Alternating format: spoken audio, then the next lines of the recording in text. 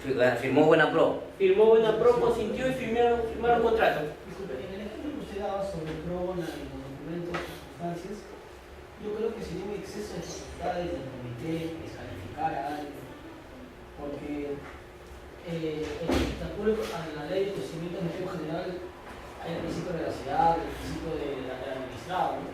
Y más aún, si queremos aplicar superiormente algún tipo de norma, es que la constitución política, que era el principio de presunción de inocencia, ¿no? Más allá de toda duda razonable, ¿no? Entonces, ¿no? Sería ilógico, nosotros creo que el comité no tiene la calidad de perito ni nada para poder descalificar los documentos, para poder verificar la autenticidad o no de un determinado documento. Por ejemplo, sí, hay que ver el caso concreto, ¿no? Claro, si alguien trae una firma, pues también me ha pasado, me he acercado al banco a cobrar un cheque, un cheque de una entidad, y me dice, oye, acá la firma no se parece,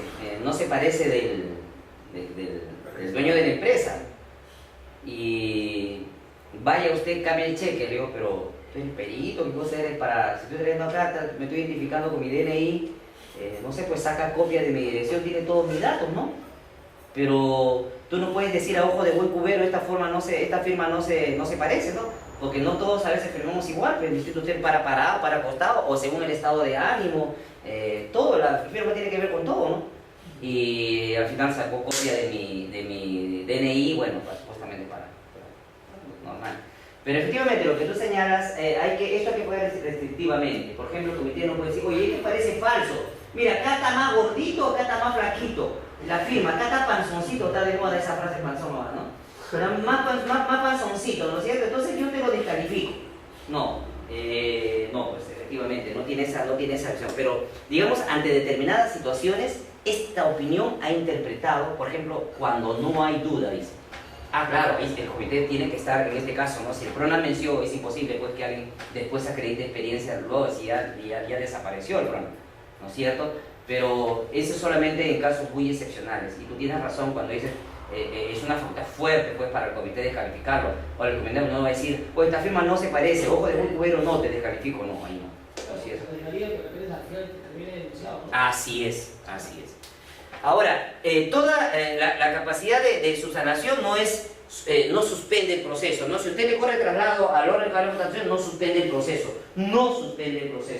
Ahora, ¿qué pasa si ya firmó la Buena Pro y el órgano encargado de contratación le comunica al titular de la entidad que era el documento falso? El titular de la entidad debe declarar la nulidad de oficio, ¿no? Debe declarar la nulidad de oficio.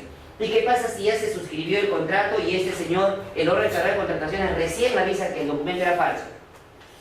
El titular de la entidad puede declarar la nulidad de oficio, ya no debe, puede, ¿no es cierto? Declarar la nulidad de oficio. Luego de la suscripción del contrato, puede declarar la nulidad de oficio. Luego de la suscripción del contrato, el titular de la entidad puede declarar la nulidad de oficio en base al establecido en el artículo 56 de la ley por temas de afectación a la presunción de veracidad, afectación al artículo 10 de la ley de impedimentos, porque habiendo una apelación se suscribió el contrato, porque no se observó los parámetros de las exoneraciones. Ahora, supongamos en el documento falso, el titular de la entidad decide declarar la nulidad de oficio, ojo que puede, supongamos que decide. Si decide declarar la nulidad de oficio del contrato, debe retrotraer hasta el momento en que se cometió el vicio, por ejemplo, al momento de la presentación de propuesta o no. ¿Se entendió la pregunta? No, ya es hasta el momento de la convocatoria. Sí, ¿puede o no? Debe, puede, ¿cómo es? O sea, ayer estaba con una entidad y es bueno que siempre... Hasta la convocatoria, porque ya... para mí sería hasta la convocatoria porque... Firma el contrato. Sí, dime, perdón. Para mí sería hasta la convocatoria. ¿Y por qué no retrotraerlo a la etapa de otorgamiento de la Buena Pro? Porque firmado el contrato, ya el postor que quedó en segundo lugar, si bien puede velar porque continúe el proceso correctamente, ya el acto finiquitó, se cerró y se tendría que reconvocar para que todos tengan las mismas, vuelvan a concursar bajo todos los mismos principios, ¿no? Bajo la misma regla, por precios, día, no sé. A mi parecer debería ser hasta la convocatoria. ¿Ya? ¿Alguna otra posición? Del momento, doctor, que se trata, que se declara la nulidad, es que ese acto simplemente nunca existió. ¿Ya? Esa es la sanción de la nulidad. La sanción de la nulidad es que ese acto simplemente no existió por vicios que se dieron. Entonces tiene que, obviamente, de nuevo iniciarse todo, ¿no? Porque ese acto en sí no existió por los vicios que se han presentado después de la firma del contrato. Tendría que iniciarse todo nuevamente. Sí, le escucho. La nulidad siempre es el momento en que surgió el vicio. Y el vicio, al hacer un documento errado y llegarse a declarar la nulidad del contrato, la nulidad de un requisito, yo creo que esa es la gran propuesta. Miren, es importante este punto y acá ya ha salido una opinión. Miren, ustedes saben, antes de la firma del contrato, si el titular de la entidad decide declarar la nulidad de oficio, debe retrotraer hasta el momento en que se cometió el vicio. Dígame si alguien no está entendiendo. ¿Por qué? ¿Cuándo se cometió el vicio? Cuando él presentó el documento falso. Ya. ¿Y para qué retrotraen? La idea de la nulidad es sanear el proceso. ¿Qué quiere decir? Que el comité, mira, chistoso, con ese documento yo te admití. Entonces ahora eres no admitido. Y si hay un segundo, le doy la buena prueba al segundo. Aquí se suscribió el contrato. La pregunta es, ¿también debe retrotraer al momento en que se cometió o no? ¿O está obligado a retrotraer? Miren. Y el proceso concluyó. Ya. Todo el razonamiento que ustedes han hecho,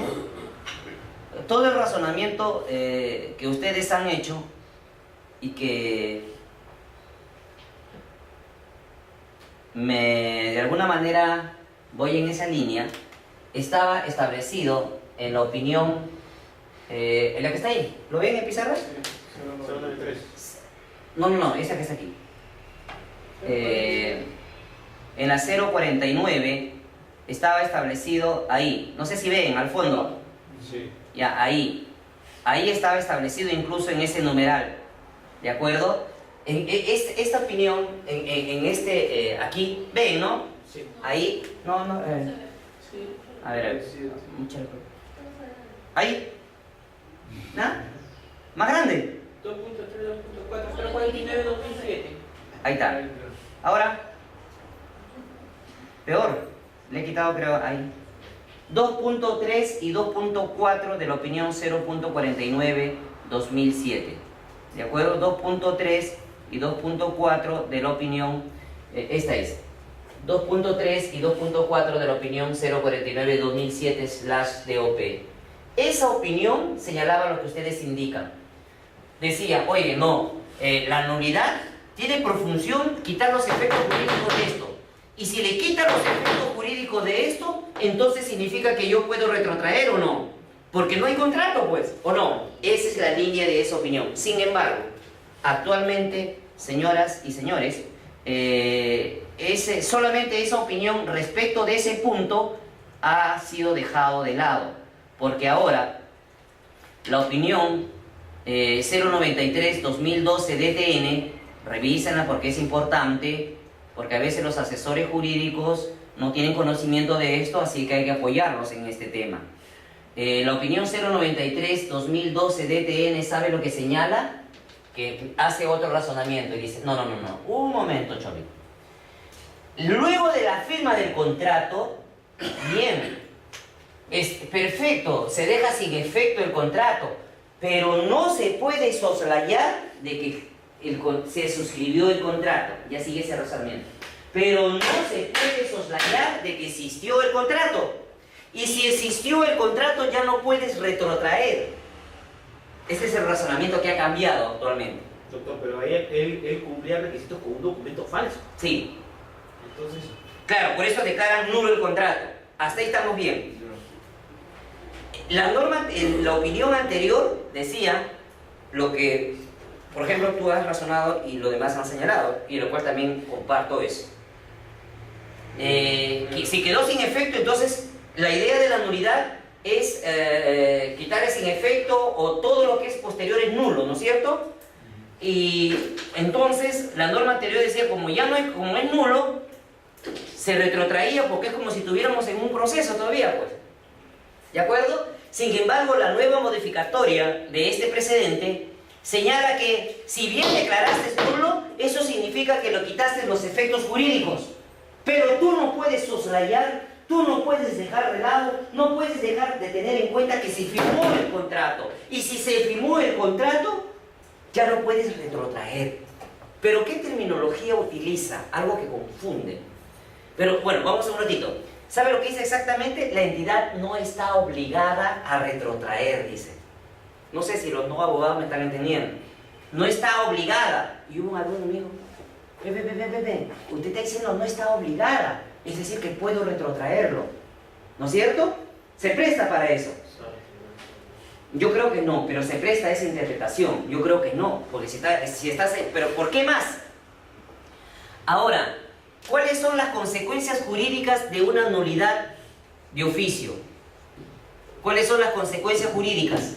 ¿Qué consecuencias de empleo? ¿Declaro desierto? No, pues, si yo estoy asumiendo que no puedo soslayar, si la nueva posición es que no puedes soslayar que se firmó un contrato, entonces no puedo hablar de desierto, pues estaría hablando de un parámetro de proceso donde no estoy. Llamar al segundo, eso significaría también utilizar esa lógica dentro de un proceso, de primero llamar al segundo, ¿no? Y en la lógica de un proceso, ¿el segundo está obligado a firmar el contrato o no? Si él no firma el contrato, yo lo llamo a usted, ¿usted está obligado a firmar el contrato en un proceso? ¿Sí o no? Sí. En cambio aquí, no. ¿O sí? ¿Aquí estoy obligado o no? ¿Qué dice? No. Te puedo invitar. ¿Por qué? Aquí no está obligado a que el segundo firme, porque el derecho expectaticio del segundo para firmar el contrato termina cuando se suscribe el contrato. Entonces no está obligado. ¿Y cuáles son las consecuencias jurídicas que yo le doy a la nulidad? ¿Sabe cuál es? Por ejemplo, en obras, las consecuencias jurídicas de la resolución, ¿cuál es? Vamos, obras. ¿Administración directa o no? ¿Qué pasa cuando se resuelve el contrato? ¿Qué puedo hacer? ¿Administración directa o no? ¿Ah? ¿O contratar con un tema entre entidades? ¿O invitar al segundo o no? ¿Ya? Aquí el segundo si quiere acepta, y si no, hacer una convocatoria por el saldo. Entonces, ¿qué dice esta opinión vía interpretación? Esas consecuencias que corresponden a la resolución del contrato, aplícalas para la nulidad de oficio. ¿De acuerdo? Las consecuencias que son para la resolución del contrato, aplícalas ¿para quién? Cuando declares nulo de oficio un contrato. ¿Se entiende eso, señores? ¿O no? Repetimos. ¿Se entiende? Es decir, entonces, ¿qué hago? Mira, las consecuencias que le corresponderían a la resolución y que está en la norma, esas aplícalas cuando declaras nulidad de oficio. Es interesante esa opinión. No sé si a todos les quedó claro. ¿O alguien desea que repita? Repetimos. ¿De acuerdo? Entonces, hay que tener en cuenta este tema de luego de la nulidad de oficio del contrato. Porque en algunas entidades que no tienen conocimiento de esta opinión, se está haciendo pues maravillas. Algo que ya no está de acuerdo a las normas, ¿bien? O de acuerdo a los precedentes, que es lo que estamos analizando. Entonces, luego, estamos viendo que antes de la firma del contrato, si nos comunican que el documento era falso, debe retrotraer al momento en que se cometió el vicio. Eso dice la norma. Y este señor que presentó documento falso, si por eso fue admitido, el comité dirá no admitido. Y si hay un segundo, a este segundo le daremos la buena pro. Pero este señor, el órgano de contrataciones, nos comunica luego de la firma del contrato. Ahí la entidad puede, es facultad declarar la nulidad de oficio. Para ello coordina con su área de asesoría, de área usuaria, y dice, oye, ¿qué pasa? ¿Cuáles son las consecuencias de declarar la nulidad de oficio? Ah, mira jefe, en realidad se afecta a los beneficiarios y no vamos a perjudicar económicamente. Ah, ya no declaro la nulidad de oficio. Ahora, eso de no declarar la nulidad de oficio, por supuesto que no obsta a que al que cometió ese hecho lo mandemos al tribunal, ¿no es cierto? Si tú decides no declarar la nulidad de oficio y continúas con el contrato, a ese señor que presentó el documento falso, lo mandas al tribunal.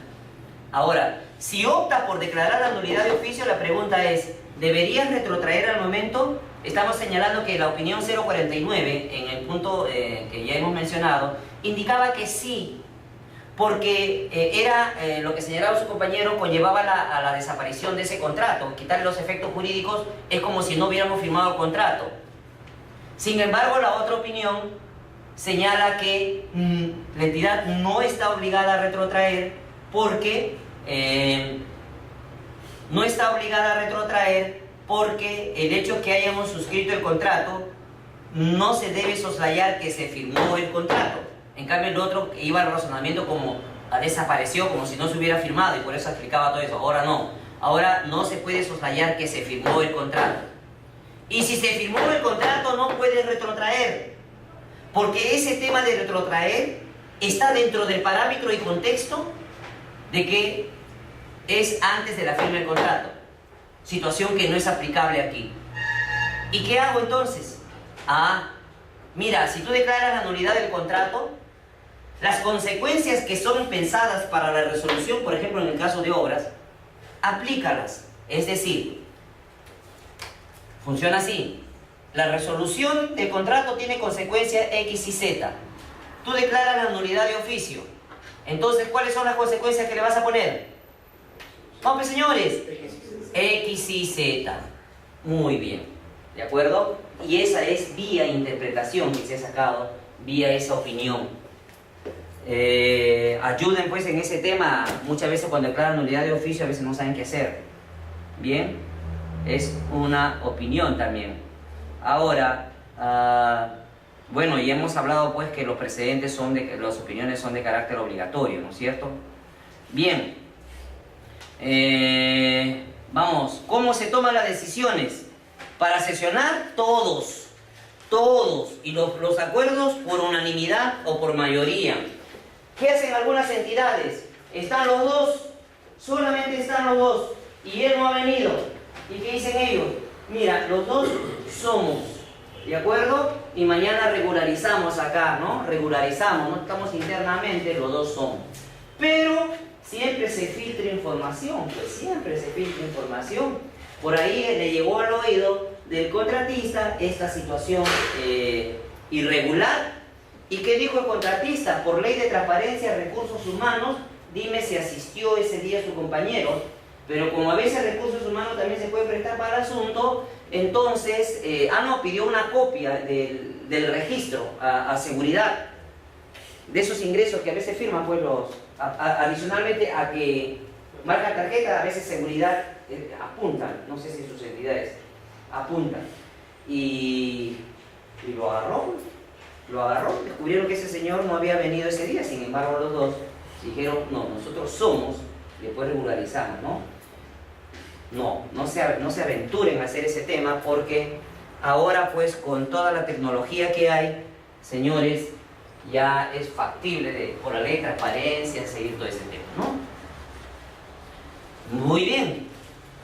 Estamos entonces, y el único tema para que no puedas tú ser sancionado es dejar constancia de tu oposición, y los actos deben estar en las actas suscritas en votaciones y fundamentación en contra. Ya vamos a ver pues que el tema de fundamentación, señores del comité, esto es tremendo, ¿no? ¿Por qué no se tome en cuenta esa factura? De acuerdo al numeral 5 de literal A de raíz cuadrada de 5 del artículo 8 de la ley. Eso pues, señores, a veces eso se utiliza. Eso no es fundamentación, Ya el Tribunal Constitucional ha dicho de que esas citas, ese modo de fundamentar, pues no es fundamentación. No es fundamentación. Ya sabemos que la fundamentación es el razonamiento que tú haces de los hechos relevantes al cual vas a concatenarlo con los fundamentos jurídicos. Entendiéndose por fundamentos jurídicos,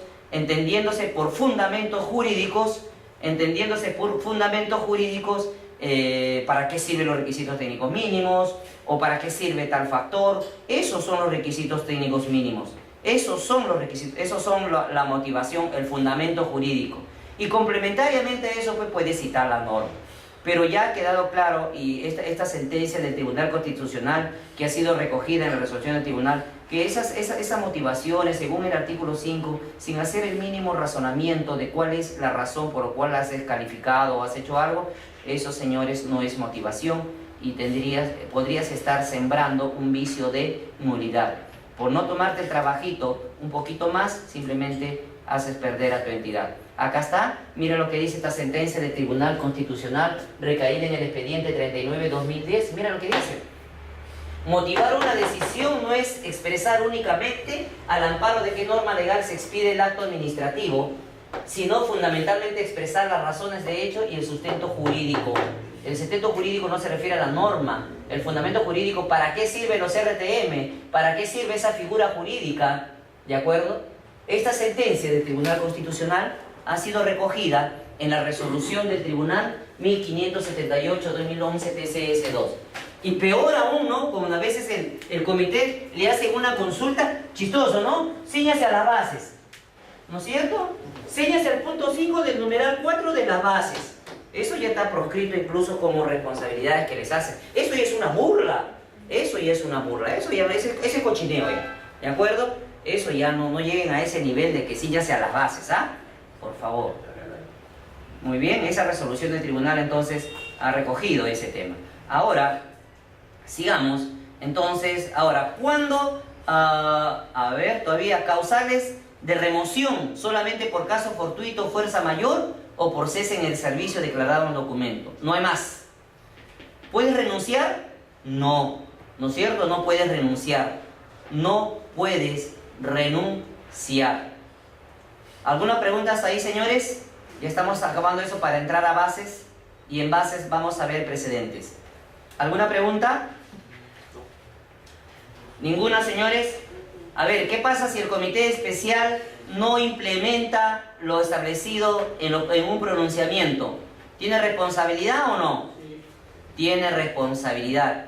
Si el comité, a ver, otra cosa, ¿qué pasa si en el comité, por ejemplo, a ver, qué pasa si un comité pues es el enamorador de la entidad y justo ha ingresado una practicante y el hombre quiere pues impresionarla? La lleva a la reunión y justo pues la señorita también quiere impresionarlo y habla, pues, y es la que más habla. Y el hombre dice, no, tú habla por mí. ¿Está bien o no? No, ella tiene que salir. Si no quiere, bótala. ¿De acuerdo? Porque no tiene nada que hacer ahí. ¿De acuerdo? No tiene nada que hacer porque ella está viciando de nulidad.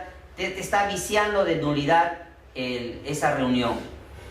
Ahora, entonces, el comité especial, señores, el comité especial, entonces, asume responsabilidad si es que no implementa, acá está, esta resolución del tribunal, ya señalado en esta resolución del tribunal, que si el comité especial continúa sin hacer las implementaciones de un pronunciamiento, genera responsabilidad. Mira, esta resolución del tribunal ya le he dicho ya. ¿Ah? Si no implementas, ahora tú no te dejes seducir, pues, no vaya a ser que el área usuaria sigue nomás, hermano, sigue nomás, nadie se va a dar cuenta, choche, sigue nomás. No, señores. Tú no continúes si no has implementado. Ya te han dicho bajo responsabilidad. ¿Ah? Bajo responsabilidad. Y si tú eres un privado, ya pues utiliza este tema con esta resolución del tribunal. Además, hay otra resolución del tribunal que ha señalado lo siguiente. Miren, el 406-2012 TCS1. A partir de lo cual resulta evidente el incumplimiento, dice en el fundamento 14 de la ficha técnica, en lo que respecta a la vía de administración, cuestionando que si bien no se condice con la presunción de cumplimiento a la que se refiere el artículo 93 del reglamento, se torna necesario efectuar en la medida que el comité especial no puede resultar ajeno a la existencia de hechos materiales visiblemente contradictorios a lo requerido en la correspondiente ficha técnica. Máximo si la información en cuestión ha sido presentada por el propio postor como parte de su sobrehabilitación. Oiga, entonces siendo usted ante determinadas situaciones sea diligente, pues tampoco se haga el loco. ¿De acuerdo? Muy bien. Ahora, la participación de un miembro del comité especial sin haber sido designado conlleva la nulidad. En ese caso de aquel comité de este enamorador que hace participar a una persona. ¿O qué pasa si, por ejemplo, falta el titular, falta el suplente, en vez de recomponer ya que participe otro? Incluso ese maneja más que el titular y el suplente, es un trome. El asunto es cumplir con la finalidad. Una buena selección de frentes es un destroyer. No está designado, nulidad. ¿No? Nulidad. ¿De acuerdo? Nulidad. A ver, nuevamente, acá hay otro tema que espero que les sirva a los que son el comité y a los que son privados, que cómo a cuestionar actos del comité. Esta resolución del Tribunal 1493 2012 TCS2, mira lo que señala en relación a la capacidad de interpretación del comité. Mira, dice, en relación, debe precisarse que toda información contenida en las ofertas técnicas o económicas presentada en un proceso de selección debe ser objetiva, clara, precisa y congruente entre sí, a fin de posibilitar al comité especial la verificación directa de lo propuesto por los postores.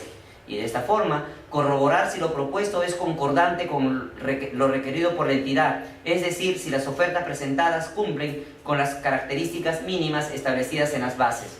Por el contrario, de presentarse una oferta ambigua, mira comité, o mira tú si eres un privado y dile al comité, si hay una propuesta, oferta ambigua, imprecisa o contradictoria que imposibilite al comité especial determinar fehacientemente el real alcance de la misma, esta deberá no admitirla, pues no es función del comité interpretar el alcance de una oferta, esclarecer ambigüedades o precisar contradicciones o imprecisiones, sino aplicar las bases integradas y evaluar las propuestas en virtud a ello, realizando un análisis integral que permita generar convicción de lo realmente ofertado, en función a las condiciones detalladas. Entonces, señores, a los comités, ante propuestas ambiguas, no es función que la interpreten, no admítenla.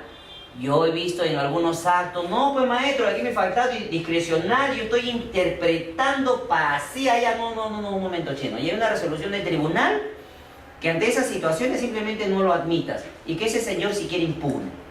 Bien, señores, ahora, esta siguiente resolución del tribunal, que es la 559 de este año, calentita, ya les he dicho, mira, toca acá, quema, calentita.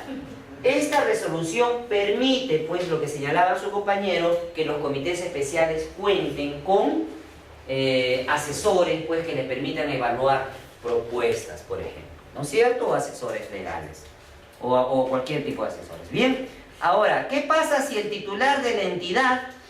Pero eso se lleva de que los asesores pues están dirigidos. Bueno, y ahí, como señala, ahí el comité es el que siempre tiene que velar, porque siempre también eso no se deslinda de responsabilidad del comité, ¿sí? Siempre el comité tiene que estar ahí, ¿ya? Ahora, ¿qué pasa si es una parte técnica? Pues yo le sugeriría al comité, oye, pues si es una parte técnica, no seas loco, pero no vas a firmar por firmar, ¿no? Sí. Pregunta, cuestiona. Ahora, este pronunciamiento señala la posibilidad, que es el 172-2010 de TN, señala la posibilidad, pues, de que puedas... ¿ven mejor ahí? Sí. Hace rato debe ser, ¿no? Mira, entonces señala la posibilidad de que se pueda recomponer, pues, el comité especial. ¿Qué pasa si su compañero, acá su suplente, justo los dos pues, se metieron un atracón de mariscos y justo ese día los dos no van a asistir pues 2 días? Entonces postergas el acto nada más. Pero ¿qué pasa si él presenta una constancia? Le van a operar de la vesícula, muchos reniegan. Ya, ahí tiene que son 2 semanas más o menos de para. Y acá al maestro le van a ver, ¿qué otra cosa que le hace? Apendicitis, por ejemplo, ¿no? No va a poder hacer nada 2 semanas. Ahí piensa en recomponer. ¿Qué pasa si el suplente se va? Recompón, no te quedes solo con los titulares. Entonces, este pronunciamiento les da esa posibilidad de recomponer. Aunque está sustento para ello, porque ustedes ya saben que tienen que hacerlo.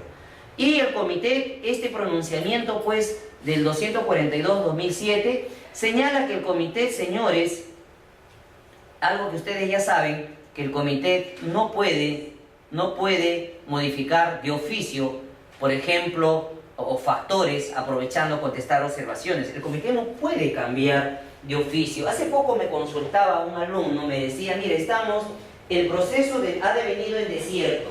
El proceso ha devenido en desierto. Hemos cambiado los requisitos técnicos mínimos. Pregunta, ¿puedo cambiar factor? ¿Qué hice? Piénseme antes de responderme.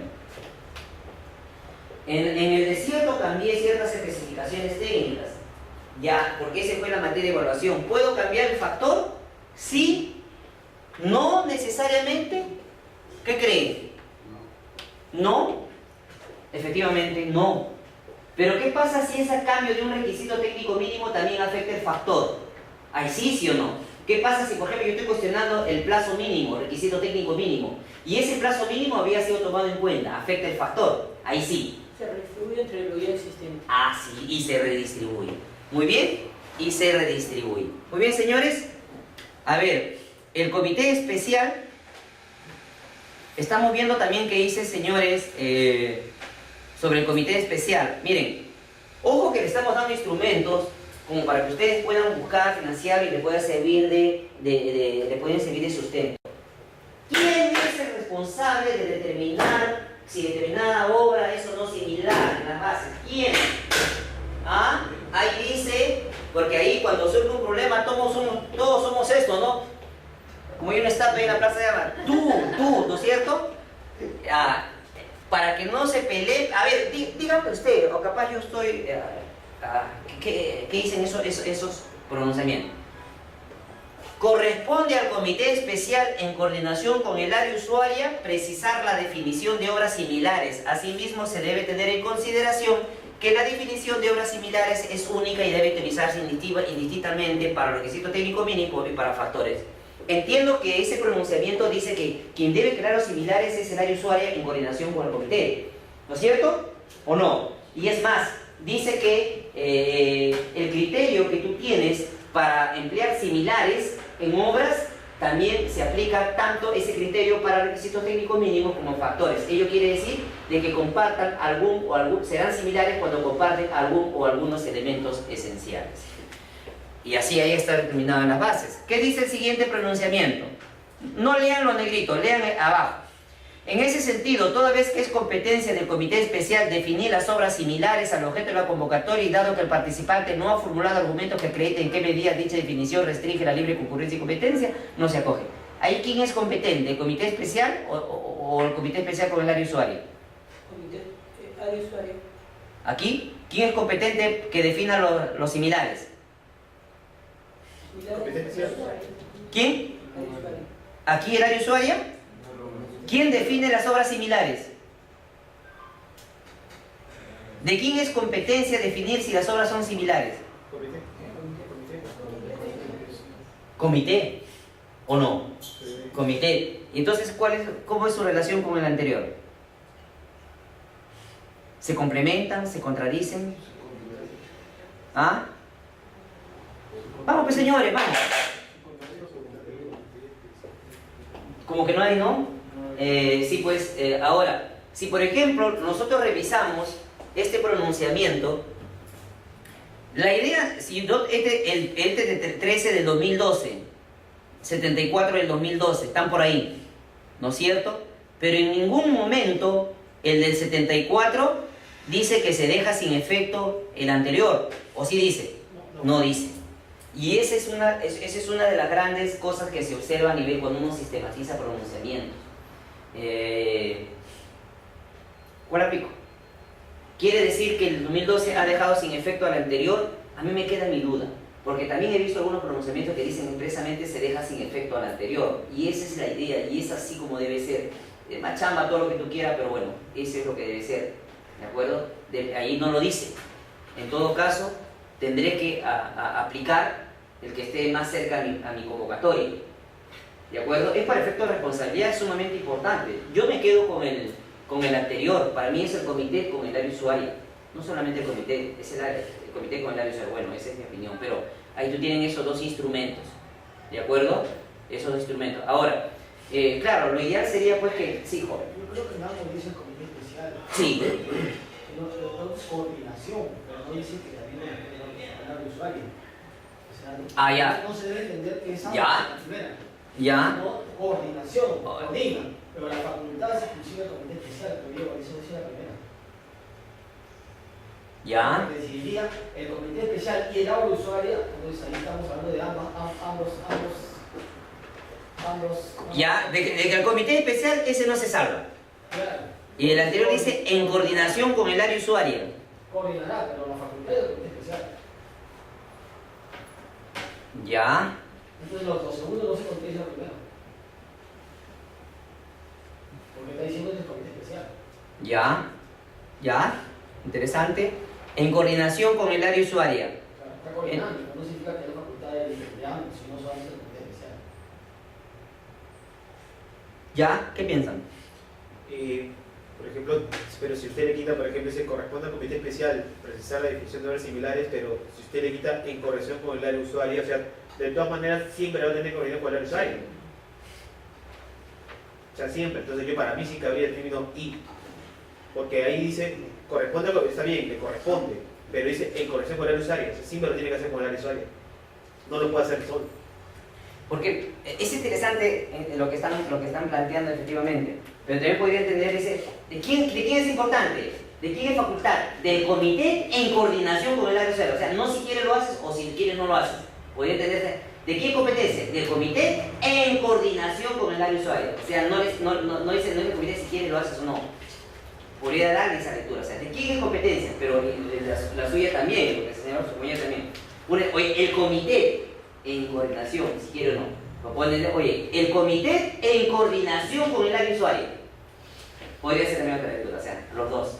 Y si nos ceñimos a lo que dice la ley, el comité elaborará la base. El área usuaria lo único que hace es definir las características de la misma.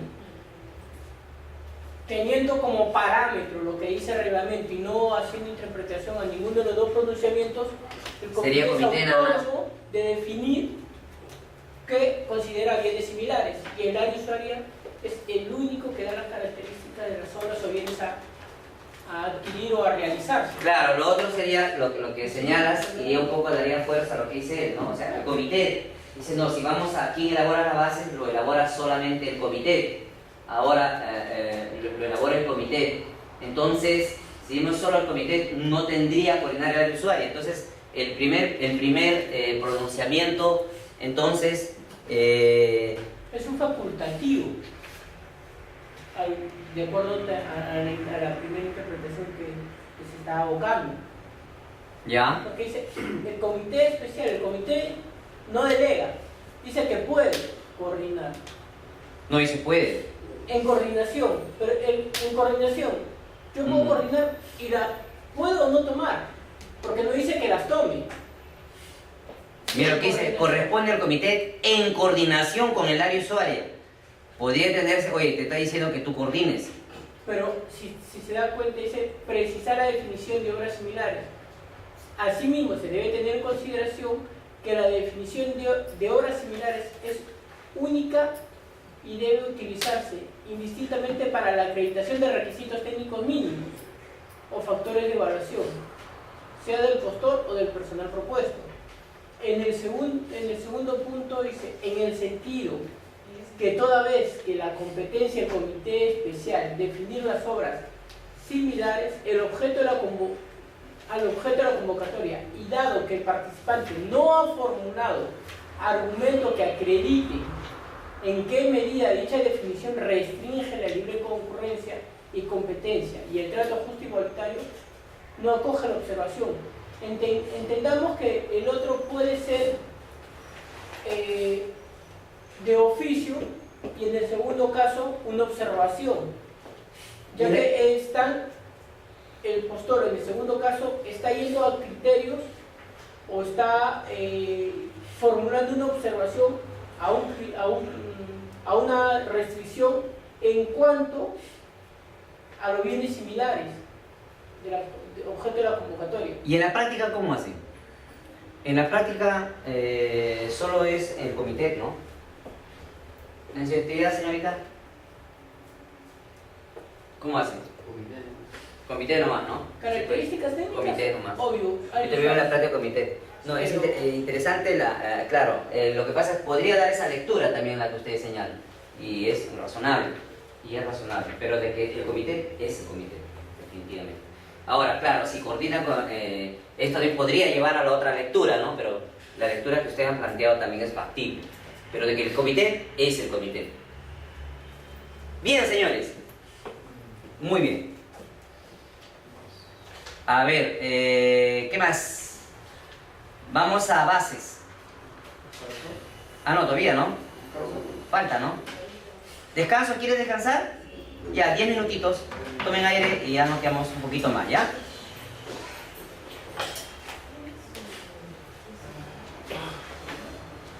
Sí. 10 minutitos exactos. Salgo un ratito a estirar las piernas. Metro, es break, no es fuga.